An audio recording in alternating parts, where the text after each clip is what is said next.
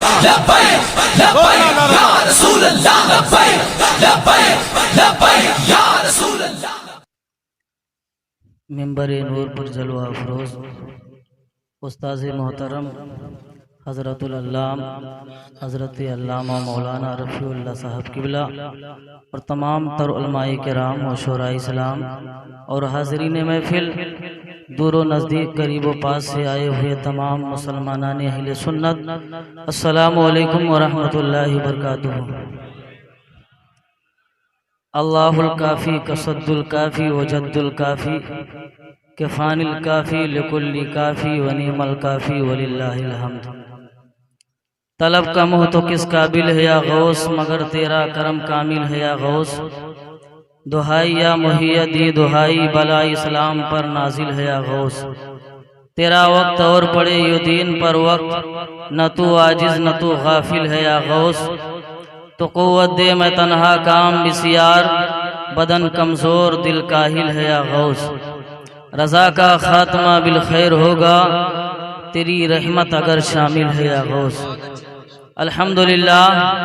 الحمدللہ الذی فضل سیدنا و مولانا محمدا علی العالمین جميعا وأقامه يوم القيامة للمذنبين المتلوثين الخطائين الهالكين شفيعا، فصلى الله تعالى وسلم وبارك عليه وعلى كل من هو محبوب مرضي لديه، صلاة تبقى وتدوم بدوام الملك الحي القيوم، وأشهد أن لا إله إلا الله وحده لا شريك له، وأشهد أن سيدنا ومولانا محمدا عبده ورسوله، أما بعد فأعوذ بالله من الشيطان الرجيم، بسم الله الرحمن الرحيم، أينما تكونوا يدرككم الموت ولو كنتم في بروج مشيدة، صدق الله مولانا العظيم وبلغنا رسوله النبي الأمين الكريم الرؤوف الرحيم، ونحن على ذلك لمن الشاهدين والشاكرين والحمد لله رب العالمين۔ برادران اسلام، معزز سامعین کرام، ہم عمر دوستو، نوجوان ساتھیوں، قابل احترام بزرگوں، عزیز بچوں، اسلام کی حیادار با عزت ماں اور بہنوں، کچھ عرض و معروف سے پیشتر دل کی عطا گہرائیوں کے ساتھ عشق رسالت کے سمندر میں ڈوب کر بارگاہ سرکار مدینہ سرور قلب و سینہ احمد مجتبیٰ محمد مصطفیٰ صلی اللہ علیہ وسلم کی بارگاہ مقدس میں درود و سلام کا نذرانِ محبت پیش کریں اور پڑھیں بآواز بلند درود شریف۔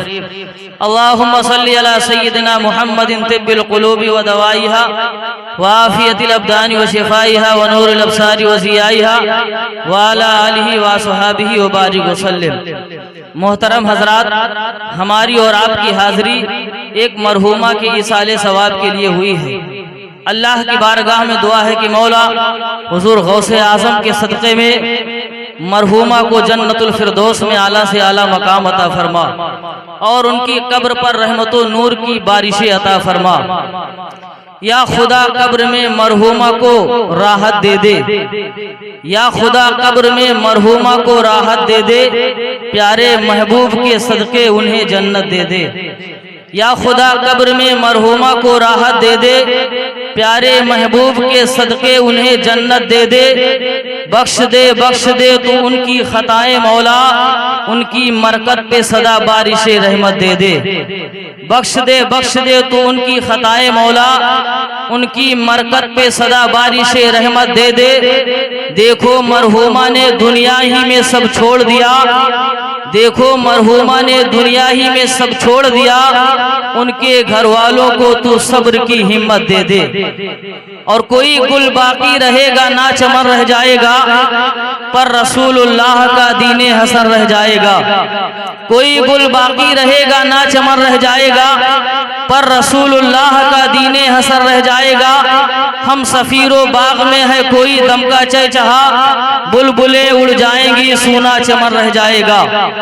اور اطلس و کمخاب کی پوشاک پر نازا نہ ہو، اس تنے بے جان پر خاکی کفن رہ جائے گا،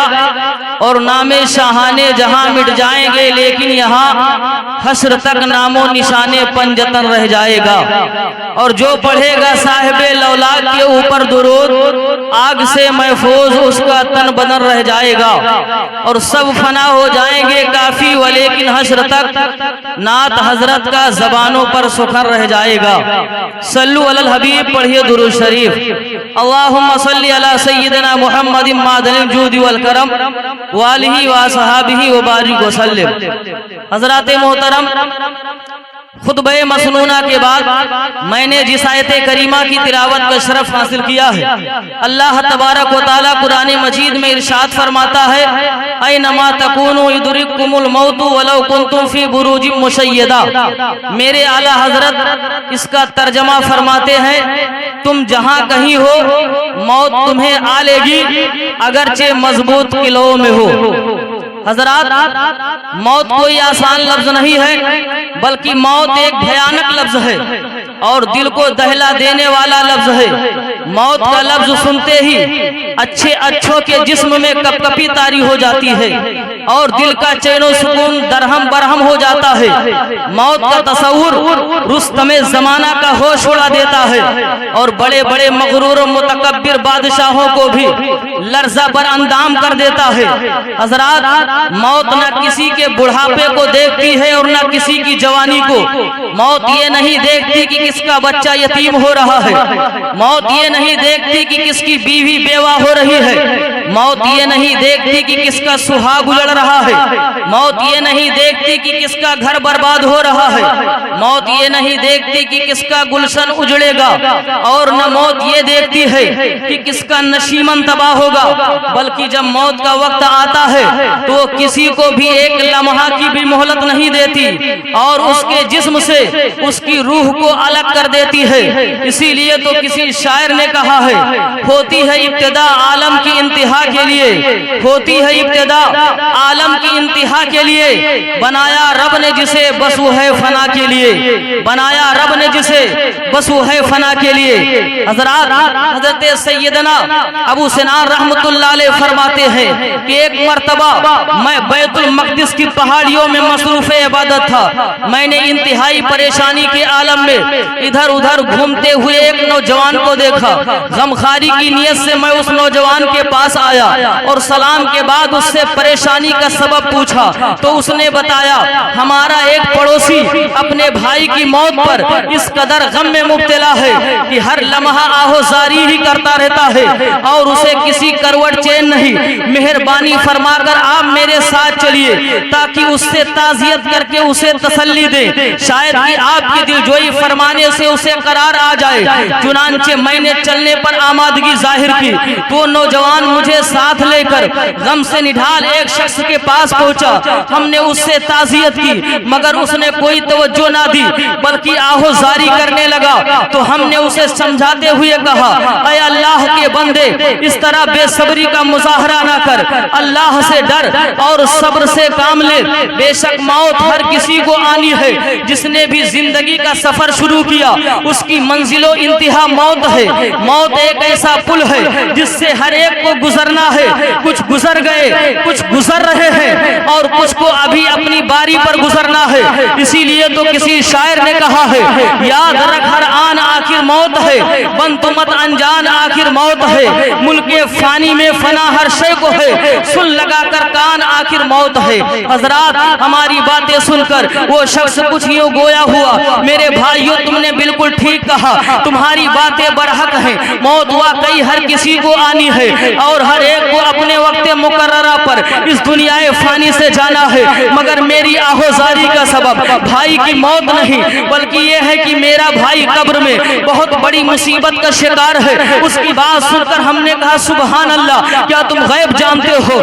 جو تمہیں معلوم ہو گیا کہ تمہارا بھائی قبر میں عذاب سے دو چار ہے تو کہنے لگا، نہیں، میں غیب تو نہیں جانتا، مگر جو ہولناک منظر میں نے اپنی آنکھوں سے دیکھا ہے وہ مجھے کسی کروٹ چین نہیں لینے لینے دیتا. ہمارے اصرار پر آخر کار اس نے اپنا واقعہ کچھ ہی سنایا. جب میرے بھائی کا انتقال ہوا اور تجہیز و تکفین کے بعد ہم نے اسے قبرستان میں دفن کر دیا تو لوگ واپس آ گئے، مگر میں کچھ دیر قبر کے پاس ہی کھڑا رہا. اچانک میں نے ایک دردناک آواز سنی، گویا کہ کوئی انتہائی تکلیف کے عالم میں بچاؤ بچاؤ کی صدائیں دے رہا تھا. میں نے ادھر ادھر دیکھا مگر کوئی نظر نہ آیا تو غور سے سننے لگا کہ آخر یہ آواز کس کی ہے اور کہاں سے آ رہی ہے. معلوم ہوا کہ یہ پردرد آواز تو میرے بھائی کی ہے جو قبر کے اندر سے آ رہی ہے. میں بے چین ہو کر قبر کھودنے لگا تو ایک غیبی آواز نے مجھے چونکا دیا. کوئی کہنے والا کہہ رہا تھا، اے اللہ کے بندے قبر مت کھود،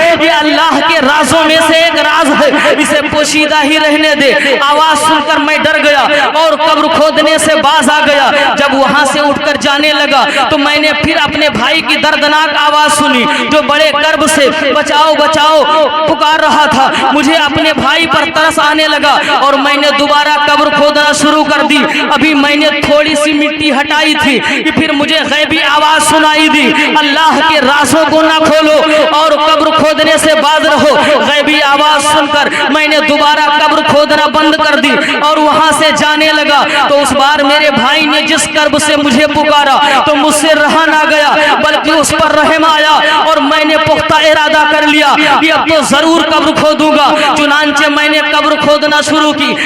جیسے ہی میں نے قبر سے سل ہٹائی تو قبر کا اندرونی منظر دیکھ کر میرے ہوش اڑ گئے. اندر انتہائی خوفناک منظر تھا. ابھی ہم نے جس بھائی کو دفن کیا تھا اس کا سارا جسم نہ صرف آگ کی زنجیروں میں جکڑا ہوا تھا بلکہ قبر گویا کہ جہنم کی آگ سے بھری ہوئی تھی. اپنے بھائی کو اس حالت میں دیکھ کر مجھ سے رہا نہ گیا اور اسے زنجیروں سے آزاد کرنے کے لیے میں نے بڑی بےتابی سے اپنا ہاتھ اس کی گردن میں بنی ہوئی زنجیروں کی طرف بڑھایا. جیسے ہی میرا ہاتھ زنجیر کو لگا میرے ہاتھ کی انگلیاں گویا کہ گرم لوہے کی طرف پگھل کر ہاتھ سے جدا ہو گئی. تکلیف کی شدت سے میری چیخیں نکل گئی اور حاطف غیبی کے منع کرنے کے باوجود بھائی کی قبر کھولنے پر افسوس کرنے لگا. پھر جیسے ممکن ہوا میں نے قبر کو بند کیا اور وہاں سے بھاگ نکلا. دیکھنا چاہتے ہو تو یہ دیکھو میرے ہاتھ کی انگلیاں. اتنا کہنے کے بعد اس نے چادر سے اپنا ہاتھ نکالا تو واقعی اس کی 4 انگلیاں غائب تھیں اور ہاتھ پر زخم کا عجیب و غریب نشان موجود تھا.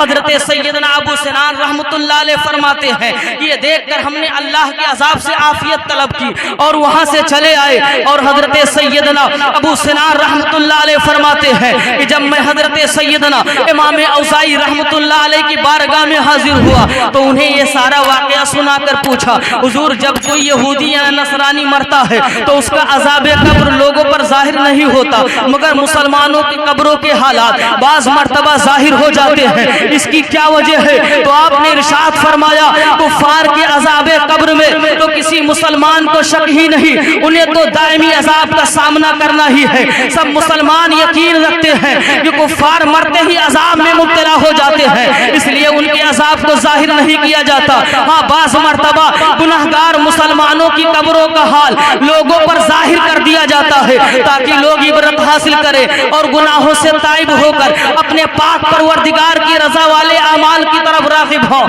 مسلمانوں عذاب قبر کی سختی اور ہولناکی کا اندازہ اس بات سے لگا سکتے ہیں کہ اس شخص کے بھائی کو کچھ ہی دیر میں آگ کی زنجیروں میں جکڑ لیا گیا اور جب اس نے اپنے بھائی کو بچانے کے لیے اپنا ہاتھ بڑھایا تو اس کی انگلیاں ہاتھ سے جدا ہو گئی. قبر جہنم کے گڑھوں میں سے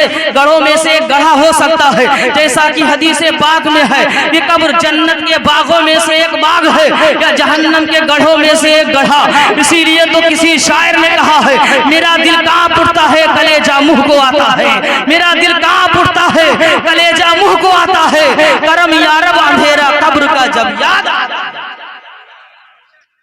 میرا دل کانپ اٹھتا ہے کلیجہ منہ کو آتا ہے، کرم یا رب اندھیرا قبر کا جب یاد آتا ہے. حضرات محترم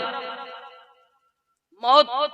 آخرت کو یاد دلانے والی چیز ہے، موت دنیاوی لذتوں کو ختم کر دینے والی چیز ہے، جیسا کہ سرور کائنات روحی فدا جناب محمد رسول اللہ صلی اللہ علیہ وسلم ارشاد فرماتے ہیں دنیا کی لذتوں کو ختم کر دینے والی چیز موت کو اکثر و بیشتر یاد کرو۔ چنانچہ نسائی شریف جلد اول کتاب الجنائز باب ذکر الموت صفحہ نمبر 202 سطر نمبر 12 میں ہے، ان ابی ہریرہ قال قال رسول اللہ صلی اللہ علیہ وسلم اکثر ذکر حازم اللذات۔ حضرت ابو ہریرہ رضی اللہ عنہ فرماتے ہیں کہ رسول اللہ صلی اللہ علیہ وسلم نے فرمایا لذتوں کو ختم کر دینے والی چیز موت کو اکثر و بیشتر یاد کرو۔ حضرات اس حدیث پاک میں موت کو یاد کرنے کا مطلب یہ نہیں ہے کہ موت کی تمنا کرے، مرنے کی دعا کرے، کیونکہ رسول پاک صلی اللہ علیہ وسلم نے مرنے کی تمنا کرنے اور موت کی دعا مانگنے سے منع فرمایا ہے،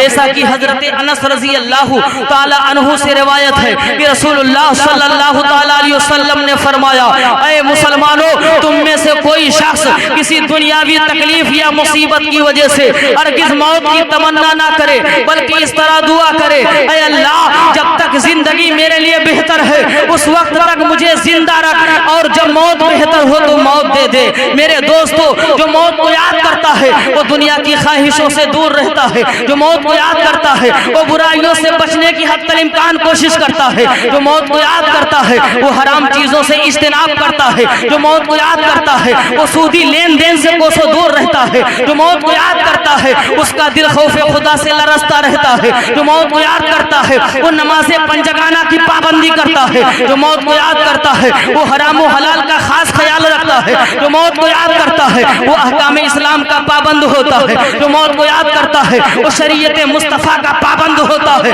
جو موت کو یاد کرتا ہے وہ اتباع رسول کا پابند ہوتا ہے، جو موت کو یاد کرتا ہے وہ چھوٹے بڑے ہر گناہ سے بھی بچنے کی کوشش کرتا ہے۔ مجھے کہہ لینے دیجئے کہ جو موت کو یاد کرتا ہے اس کا دل نور ایمان سے جگمگاتا ہے۔ حضرات محترم وقت کی قلت دامنگیر ہے، اس لیے ایک حدیث پڑھ کر میں رخصت ہو جاؤں گا۔ ایک مرتبہ مرحومہ کے نام پر کہتے ہیں سبحان اللہ۔ ثواب کی محفل میں ہم اور آپ اکٹھا ہوئے ہیں، کوئی بات اچھی لگے تو سبحان اللہ اور ماشاءاللہ اس نیت سے کہیں کہ اس کا ثواب مرحومہ کو پہنچے، کہہ دیجئے سبحان اللہ۔ حضرات محترم اب ذہن کو قریب کیجئے اور سماعت فرمائیے کہ آخرت کی پہلی منزل قبر ہے، جیسا کہ مشکات شریف جلد اول باب اثبات عذاب القبر فصل ثانی حدیث نمبر 3 صفحہ نمبر 26 سطر نمبر 5 6 7 8 9 ان عثمان انه كان اذا وقف على قبر بكى حتى يبل لحيته فقيل له تذكر الجنه والنار فلا تبكي وتبكي من هذا فقال ان رسول الله صلى الله عليه وسلم قال ان القبر اول منزل من منازل الاخره فان نجا منه فما بعده ايسر وان لم ينجو منه فما بعده اشد منه قال فقال رسول الله صلى الله عليه وسلم ما رايت منظرا قط الا والقبر افظع من۔ مسلمانوں اب حدیث پاک کا ترجمہ سماعت کیجئے، انشاءاللہ ایمان میں تازگی پیدا ہو جائے گی۔ حضرت عثمان رضی اللہ عنہ سے روایت ہے کہ جب آپ کسی قبر پر کھڑے ہوتے تو رو پڑتے، یہاں تک کہ آپ کی داڑھی مبارک تر ہو جاتی۔ عرض کیا گیا کہ آپ جنت و دوزخ کا ذکر کرتے ہیں تو نہیں روتے ہیں، مگر قبر دیکھ کر رو پڑتے ہیں، مگر قبر دیکھ کر رو پڑتے ہیں۔ آپ نے کہا کہ نبی اکرم صلی اللہ علیہ وسلم نے فرمایا ہے کہ قبر آخرت کی منزلوں میں سے پہلی منزل ہے، اگر بندہ اس سے نجات پا گیا تو اس کے بعد کا معاملہ آسان ہو جاتا ہے، اور اگر اس منزل سے ہی نجات نہ ملی تو اس کے بعد کا مرحلہ اس سے کہیں سخت تر ہوگا۔ حضرت عثمان نے کہا کہ رسول اللہ صلی اللہ علیہ وسلم نے یہ بھی فرمایا تھا کہ اور میں کوئی منظر نہیں دیکھا مگر قبر اس سے بھی زیادہ گھبرا دینے والا منظر ہے۔ حضرات اس حدیث رسول سے معلوم ہو گیا کہ قبر کا منظر کتنا بھیانک اور گھبرا دینے والا ہوگا، جبھی تو حضرت عثمان غنی رضی اللہ عنہ کسی قبر پر تشریف لے جاتے، کسی قبر پر کھڑے ہوتے تو اس قدر روتے کہ چشمان مبارک سے اس قدر آنسو گرتے کہ آپ کی داڑھی تر ہو جاتی، کیونکہ انہیں معلوم ہے کہ قبر آخرت کی منزلوں میں سے پہلی منزل ہے، یہاں جو پاس ہو گیا وہ آنے والی منزلوں میں بھی پاس ہو جائے گا، اور یہاں جو نجات پا گیا وہ آنے والی منزلوں میں بھی نجات پا جائے گا۔ اور پھر یہ کتنی بڑی بات ہے کہ آقا صلی اللہ علیہ وسلم فرماتے ہیں میں نے قبر سے بڑھ کر کوئی بھیانک اور دردناک منظر نہیں دیکھا، اسی لیے تو کسی شاعر نے کہا ہے آگاہ اپنی موت سے کوئی بشر نہیں، آگاہ اپنی موت سے کوئی بشر نہیں، سامان 100 برس کا ہے پل کی خبر نہیں، سامان 100 برس کا ہے پل کی خبر نہیں۔ حضرات آج ہمارا احساس کتنا مر چکا ہے اور ہمارا دل کتنا مردہ ہو چکا ہے کہ آئے دن ہم دیکھ رہے ہیں کہ کسی نہ کسی کا انتقال ہوتا رہتا ہے اور ہم اس کی لاش قبر میں دفن کرتے رہتے ہیں، پھر بھی ہمیں موت کا ڈر نہیں، آخرت کا خوف نہیں، قیامت کا احساس نہیں اور ایمان کا پاس نہیں، صرف مکان دکان جائیداد کی فکر میں لگے رہتے ہیں، بال بچے عزیز و اقارب کے لیے بے چین و بے قرار رہتے ہیں۔ مگر یاد رکھیے یہ سب دنیا ہی میں رہ جائیں گے، گھر بھی یہی رہ جائے گا، مکان بھی یہی رہ جائے گا، دکان بھی یہی رہ جائے گی، غرض کی ساری جائیداد یہی رہ جائے گی، خالی ہاتھ سب کچھ چھوڑ کر جانا ہوگا۔ اسی لیے تو بریلی کے امام فرماتے ہیں آئے غافل وہ کیا جگہ ہے جہاں 5 جاتے ہیں 4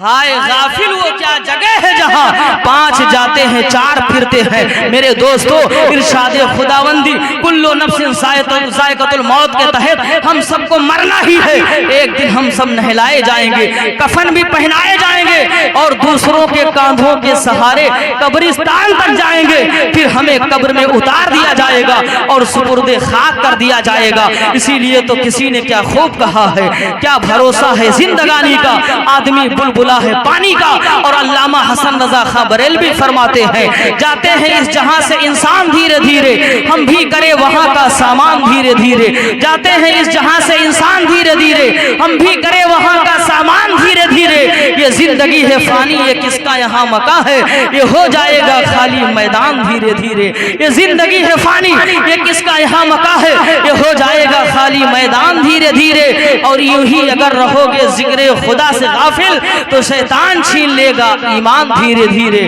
تو شیطان چھین لے گا ایمان دھیرے دھیرے۔ اور حسن کی ہے تمنا پڑھتے رہو نمازیں، پڑھ لو سمجھ سمجھ کے قرآن دھیرے۔ اللہ تبارک و تعالی قرآن مجید میں ارشاد فرماتا ہے اینما تکونوا یدرککم الموت ولو کنتم فی بروج مشیدہ، تم جہاں کہیں ہو موت تمہیں آ لے گی اگرچہ مضبوط قلعوں میں ہو۔ استغفر اللہ ربی من کل ذنب واتوب الیہ وما علینا الا البلاغ۔ السلام